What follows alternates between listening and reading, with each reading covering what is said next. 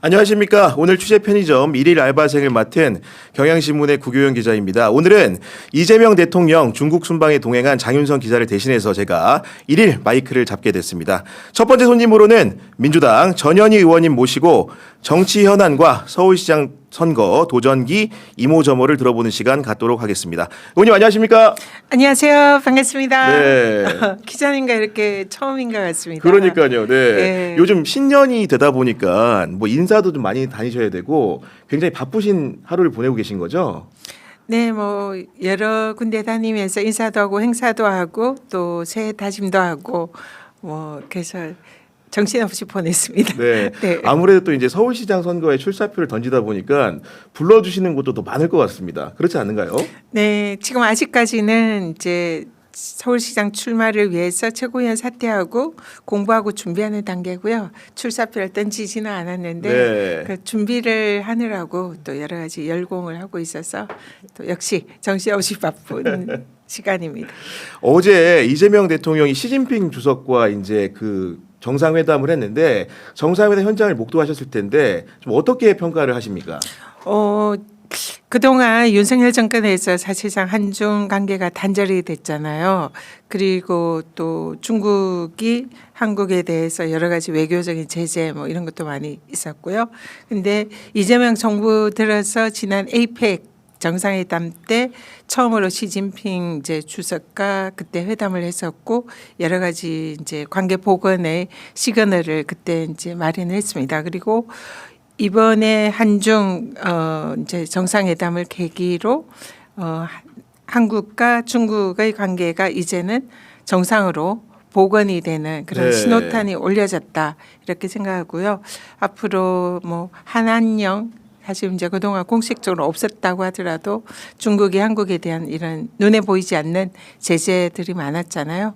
그런 것이 좀 풀리고 경제가 또 한중 관계가 복원되면서 더 활기를 찾게 될 것이고 그리고 여러 가지 또 북한과의 관계에 있어서 좀 더 이 북한과의 냉각기를 푸는 그런 역할에 중국이 또 좀 중간에서 역할을 하지 네. 않을까 그런 기대가 있습니다. 어떻게 보면은 문재인 대통령이 방중한 이후에 9년 만에 우리 이재명 대통령이 중국에 간 것이고 보면은 위성랑 실장의 브리핑 내용을 보면은 신뢰 관계를 공고히 하게 됐다고 하면서 매년 두 정상이 만나겠다고 말을 했거든요. 획기적인 변화 아닙니까?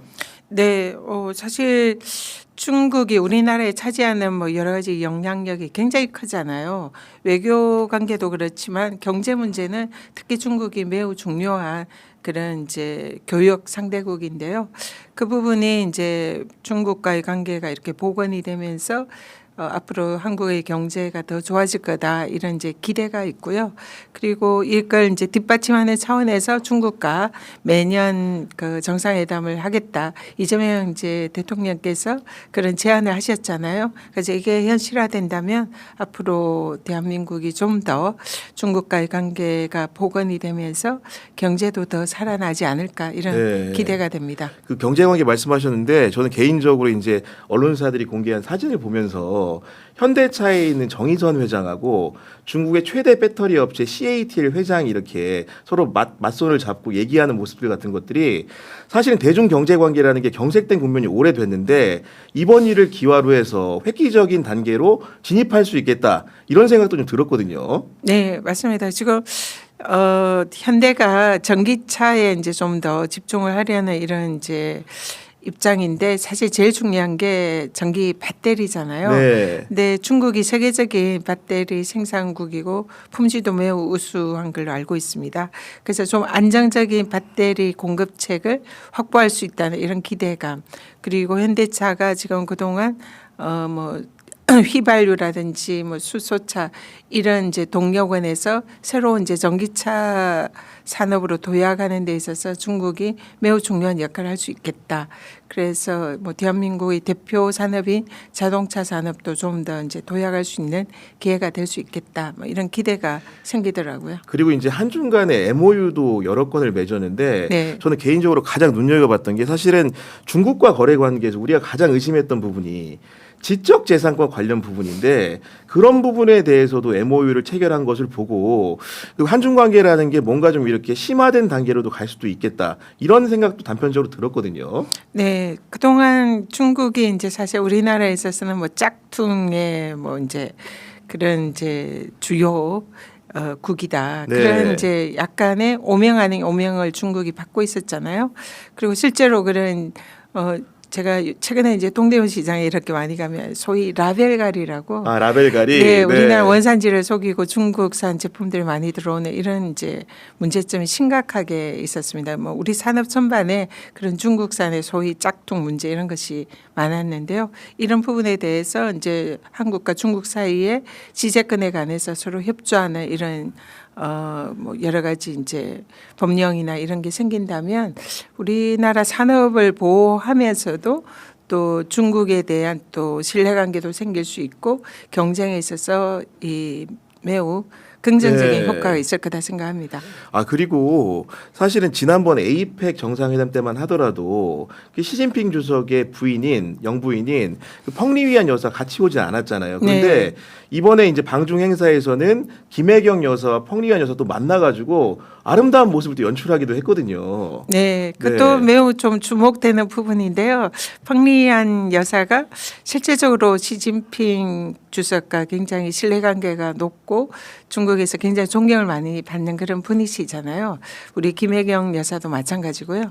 그래서 두 분이 이렇게 함께하는 모습이 굉장히 한중 관계가 정말로 정상으로 복원되고 앞으로 더 나은 단계로 가겠다 이런 기대감을 주는 아주 아름다운 장면이었다 이렇게 봅니다. 그래 의원님은 아마도 이제 그 의정 활동 차원에서 외교 무대에 많이 가보셨겠지만은 저 같은 기자 같은 입장에서도 아, 어떤 음식을 먹을까 이렇게 궁금한데 보니까 네. 김혜경 여사가 우리는 설이 되면 떡국을 먹고 중국 같은 경우에는 이제 만두를 빚어 먹는다고 하니까 떡만두국을 이렇게 내접하는 모습을 보면서 외교에는 음식에도 이렇게 손길이 깃들어 있다. 네. 이런 생각이 좀 들더라고요. 네. 네, 지금 또 현재 중국에서 정상회담하는 시기가 새해잖아요.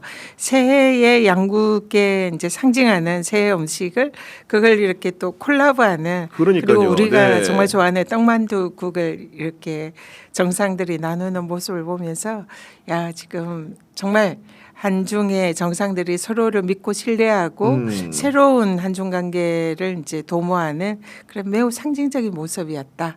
그렇게 생각이 들더라고요. 그리고 이제 선물도 이렇게 주는 상황들을 봤는데 이재명 대통령 같은 경우에는 뭐 이렇게 영물이라고 할 수 있는 고대 전설로 내려오는 평화 번영을 상징하는 기린도를 이렇게 줬는데 원래 이런 그림 같은 것들도 통상적인 정상 외교에서 주고받는 게 상례 같은 겁니까 이게? 통상 뭐 꼭 그림은 아니지만 서로 양국 간의 정상 간의 자국을 상징하는 그런 이제 선물을 주고받는 것은 통상의 예입니다. 지난번에 에이펙에서 우리 대통령께서 트럼프 대통령 때 그 진주 그 경주의 왕관, 그렇죠. 신라 금관. 네, 신라 네. 금관을 선물을 하셨잖아요. 매우 상징적인 모습이었고 정말 좋아하셨잖아요. 그런 의미로 여러 가지 그 정상 간의 관계를 고려했을 때에 의미 있는 선물을 주고받는 것은 매우 상징적인데 이번에 이제 우리가 드린 선물도 매우 우리나라의 뭐 전통 문화를 상징하는 아주 의미 있는 선물이었고 시진핑 주석께서도 매우 기뻐하시는 것 같아서 네. 예, 보는 입장에서 좀 아주 흐뭇한 장면이었습니다. 서두에도 의원님 말씀해 주셨지만은 결국은 핵심이라는 것은 한중 간에 풀어야 될 문제들 같은 것들이 있는 것이고 아까 첫 번째로 말씀해 주신 게 남북 관계의 문제에서 중국이 어떤 기여를 할 수 있을 것인가라는 문제 하나가 있는 거고 또 우리가 지금 K-팝을 비롯한 굉장히 수출국이 돼 있는데 한한령을 중국이 과연 풀어줄 수 있을 것인가라는 문제 그리고 서해에 있는 구조물 문제를 가지고 국내에서도 여러 가지 비난 여론이 있기 때문에 이 문제를 어떻게 해소할 수 있을 것인가 이 세 가지 정도의 쟁점이 있는 것 같은데 여기에 대해서 어쨌든 간에 실마리를 좀 얻었다고 보십니까? 실마리를 얻는 계기가 됐다 이렇게 보고요. 아직 이제 거기에 대한 답이 어떻게 나왔는지는 현재까지는 이제 알 수는 없습니다. 그렇지만 우리나라의 지금 K-팝 문화가 전 세계의 한류로 인정받고 있는데 그동안 중국으로부터 이 사실상의 눈에 보이지 않는 한한령으로 네. 중국 사람들이 우리나라의 이제 케이팝 문화를 제대로 즐기지를 못했고 그에 대한 일종의 장벽, 문화 장벽이 있었던 것도 사실이거든요. 근데 중국이 만약에 이 한안령을 푼다면은 우리나라의 지금 K 이제 컬처가 중국에도 더 이렇게 이제 많이 나가게 될 것이고 중국인들도 많이 한국에 와서 K 컬처를 또 즐기게 될 것이고요. 관광이 더 네. 늘어날 것이고요.